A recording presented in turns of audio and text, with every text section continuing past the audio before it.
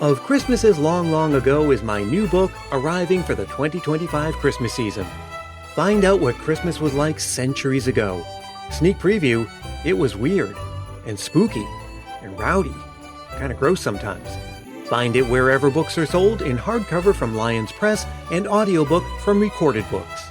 It's Christmas as you've never seen it before, and it makes a great gift.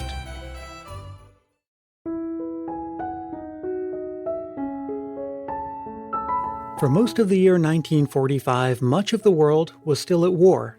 World War II touched almost every part of public life and public consciousness, so it was inevitably reflected on the big screen in 1945, with movies like Keep Your Powder Dry, where Lana Turner joins the Women's Army Corps, and God is My Co-Pilot, the big screen adaptation of a real-life account of service with the Flying Tigers. And another film, one that begins with a dramatic battle sequence. A U.S. Navy ship is sunk by a German U-boat. Everyone on board perishes except for 2 soldiers who manage to escape with their lives, only to spend the next 18 days adrift and starving on a small lifeboat before they're rescued. And that movie, surprisingly, is a comedy. But even more surprising, it's also a Christmas movie. Or, to be more accurate, it's considered one now, even though it wouldn't have been in 1945. When is a Christmas movie not a Christmas movie? Well, for starters, when it's released in August, like the movie in question was. And also when it arrives before a time when the very notion of Christmas movies even existed. It's easy to look at a movie with modern eyes and say, well, if it takes place during the Christmas season or includes Christmas themes or imagery, then it's a Christmas movie. But that's not how it's always worked. Here's something to consider. Nowadays, we think of Galileo as a scientist. His career of inquiry, discovery, and scholarship, and his undeniable contributions to our understanding of the world fit perfectly with our modern notion of science, scientists, and the scientific method. But the word scientist wasn't even coined until almost exactly 200 years after Galileo died. It's more fitting to say he was a scientist in modern parlance. And so too, many of the movies we now consider Christmas movies are only Christmas movies in modern parlance. So if movies depicting Christmas weren't always thought of as Christmas movies, what happened between then and now? Oh, and by the way, what movie are we even talking about here? To answer the last question first, that movie is Christmas in Connecticut, a movie that begins with a naval battle but ends up as a madcap romantic comedy set in a New England country home, and yes, it hit theaters in August of 1945. And that means that it was released within just a couple of years from Miracle on 34th Street and It's a Wonderful Life. But these days, Christmas in Connecticut, like many similar movies of its time, is considered at best a mostly forgotten classic. Why? And as to that first question, what happened between then and now, well, it's mostly thanks to one thing. A single, revolutionary invention that would change Christmas forever. I'm Brian Earl. This is Christmas Past. Arguably, Christmas in Connecticut has more to do with Connecticut than Christmas. Specifically, a country home in Connecticut where most of a farcical romantic comedy unfolds. After a naval ship sinking, that is. The idea that in 1945 you could start a wacky comedy with the sinking of a troop ship that has 2 survivors. Was America that ground down by World War II that it was just like, oh yeah, mass casualties? That's hilarious. That's Alonzo Duralde. He's a film critic, podcaster, and the author of the book Have Yourself a Movie Little Christmas. He's also a frequent guest here on Christmas Past, and yes, the movie exhibits some of the stylistic quirks of a bygone era. But at its heart, it's just a good old-fashioned romantic comedy. Barbara Stanwyck plays the main character, Elizabeth. She's a really fascinating figure of early talkies, basically, because she starts in the 1930s in what we now call pre-code films. The Hays Code was established around like 1933, 1934, basically as it was Hollywood trying to get ahead of sort of local censorship boards. You know, I think she's really got 3 classic Christmas movies under her belt. She's got this, she's got Meet John Doe, and then Remember the Night, which was written by Preston Sturges. I think it was the last film that he wrote that he didn't direct, which is a very charming comedy where, again, she's both tough, she's playing a shoplifter, but also, you know, this very vulnerable romantic lead who falls in love with Fred MacMurray when he takes her home for Christmas, and you sort of get to see her how her life might have been different if her family had been as loving as Fred McMurray's is, And despite its undeniable old-timiness, it's not hard to imagine a story like this being successful today. Elizabeth writes a popular column for a women's magazine featuring country recipes and reflections on her life in Connecticut with her husband and baby. But the truth is that she's single, lives in the city, and couldn't cook to save her life. The recipes she publishes come from her uncle who owns a restaurant, and the rest is just made up. Her editor knows her secret, but the magazine's publisher, the gruff Mr. Yardley, does not. Most of the drama in Elizabeth's life is in the form of her acquaintance John, an architect who frequently proposes marriage despite her lack of interest. All of that changes when a nurse at the convalescent hospital writes to Mr. Yardley. Her patient, Jefferson, is one of the officers who escaped the attack on the naval ship and ended up adrift for 18 days. During his recovery at the hospital, he's been reading Elizabeth's articles and dreaming of her recipes while he waits to be well enough for solid food again.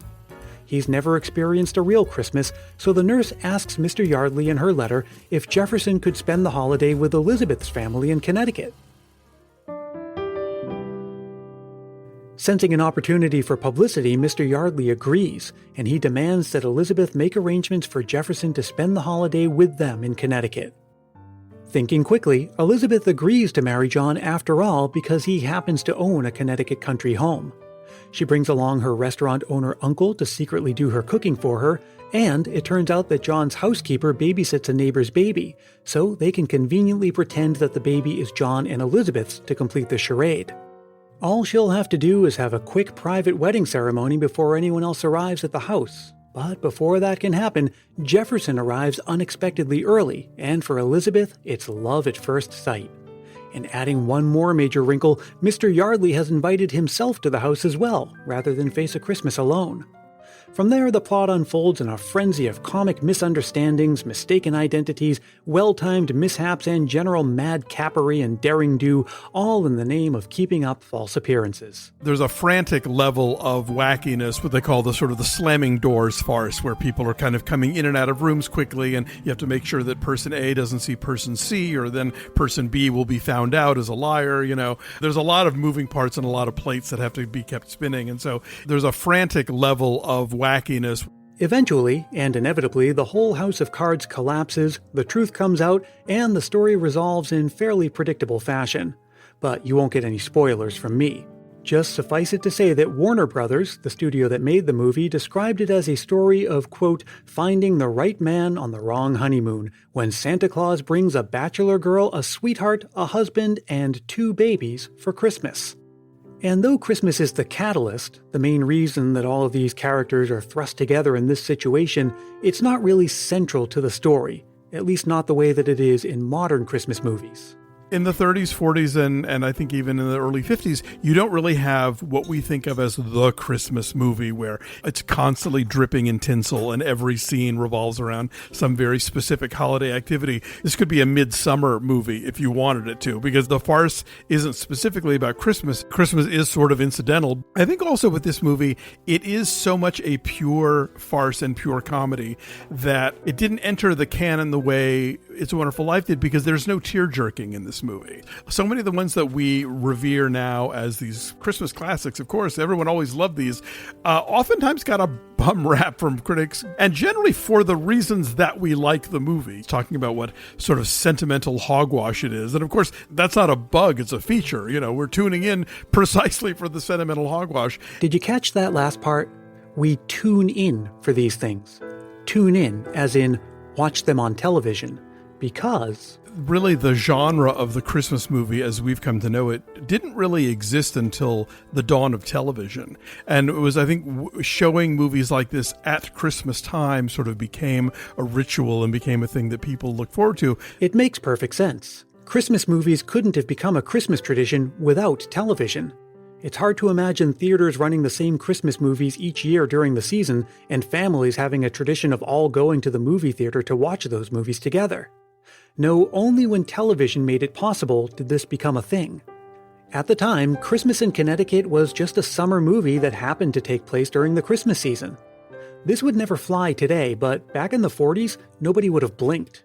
Miracle on 34th Street, which came out 2 years later, was also a summer movie release.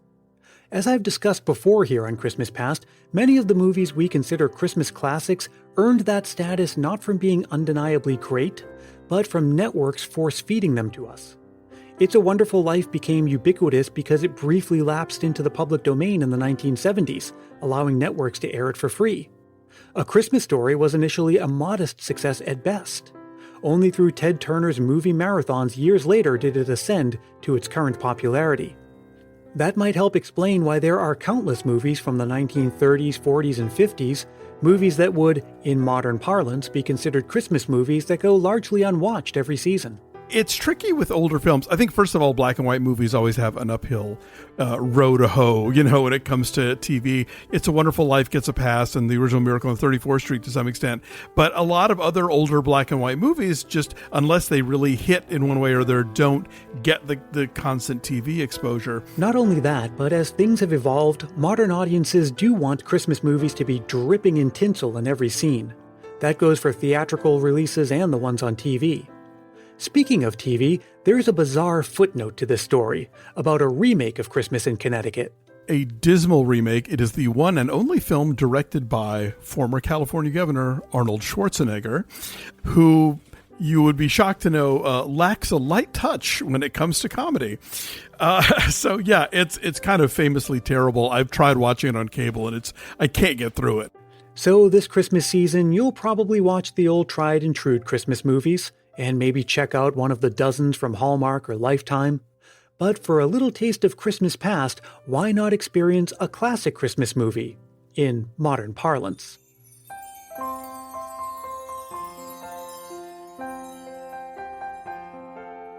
And now for a Christmas memory. If you've been following the season so far, you'll know that Christmas memories are going to work a little differently this year. That's because I'm recording most of these episodes in the summer when it's still just a bit too early to ask you to send them. And I'm doing that because come November, we'll be welcoming a new member to the Christmas Past family and to the household here at Christmas Past headquarters. So in many of these episodes, like this one, the Christmas memory you hear will be from yours truly. But I want you to hear me loud and clear. I still want to include your Christmas memories this season. There's still time to send them, and there's still a place to include them in the episodes that will arrive closer to Christmas Day. As always, the thing to do is record a voice memo into your phone and send it to christmaspastpodcast@gmail.com. Keep it reasonably short, clean and family friendly, and be sure to say your name and where you're from. I grew up in a suburb south of Boston, and it was always a treat to venture into Boston to experience Christmas time in the city. The areas around Copley Square, the Boston Common, and Downtown Crossing were always done up with festive storefront displays, wreaths and lights strung up on the lampposts. The city's so-called frog pond offered outdoor ice skating. And if there wasn't already a dusting of snow on the ground, at least there was a nip in the air and the distant sound of Christmas music to complete that quintessential New England Christmas scene. But recreating a more classic version of that scene, with carolers in top hats and fur hand muffs, families gathered around the hearth reading Christmas stories, newsboys in fingerless gloves and tattered clothes standing outside the general store or the ice cream parlor, well, sights like that were there for the taking as well, in a series of store window displays. New England's famed Enchanted Village began in the windows of Jordan Marsh throughout the 1960s and 70s. The store discontinued this annual draw for most of the 70s and 80s, but started up again in the 90s. This is the period I remember as my first set of experience with the Enchanted Village. The village featured several scenes like small theatrical sets, a soda fountain where two figures sat, animatronic dolls that mimed the motion of sipping their drinks over and over again, carolers under a lamppost, a barbershop, children in Victorian nightgowns sitting at the foot of a chair while their father reads them a visit from St. Nicholas. This lasted about another 10 years, and then the entire operation was sold to the city. They would offer up the Enchanted Village for a few years under a huge tent in Government Center, and later in a function room at the Heinz Convention Center. But the city would eventually stop because it was too costly every year. The entire get-up sat languishing in a warehouse for years, until finally in the early 2000s, a local furniture megastore bought the whole thing and recreated it in a large back corner of their showroom floor on permanent display. It's only open during the Christmas season, but it's given new life to a local custom that's nearly 3 generations old at this point. and I've been lucky enough to visit it the last couple of years when I returned home to Massachusetts for Christmas. It's been wonderful to relive fond memories, experience a unique and quirky piece of local Christmas history, and see my niece and nephew discover it for the first time themselves. Christmas Past is produced in wonderful Willow Glen, California by yours truly, Brian Earl. Thanks so much to Alonzo Duraldi, and thank you for listening and being part of the Christmas Past family. I'm doing my part to grow the Christmas Past family. How about you? Let's spread Christmas cheer far and wide. Mentioning this show to a friend or family member, or leaving a review on Apple Podcasts are quick and easy ways to show your support for the show. They don't cost a thing, and they really do make a big difference. If you leave a review, I'll send you a Christmas Past sticker and a handwritten Christmas card as my way of saying thanks. Reach out for details. You can drop me a line anytime at christmaspastpodcast@gmail.com or connect with me on Facebook, Twitter, and Instagram, and join the private Christmas Past Facebook group if you haven't yet. And visit christmaspast.media for additional Christmas fun like articles, quizzes, infographics, and more. Until we meet again, stay safe and healthy, look out for one another, and may your days be merry and bright.